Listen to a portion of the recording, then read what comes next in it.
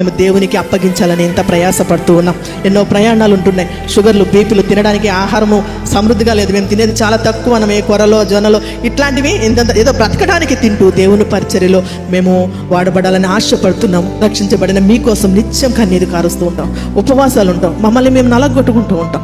ఎందుకోసమో తెలుసా? మా బిడ్డలు ఏ విషయంలో కూడా వాళ్ళు తప్పిపోకూడదు. దేవుని మందిరానికి దూరం అయిపోకూడదు.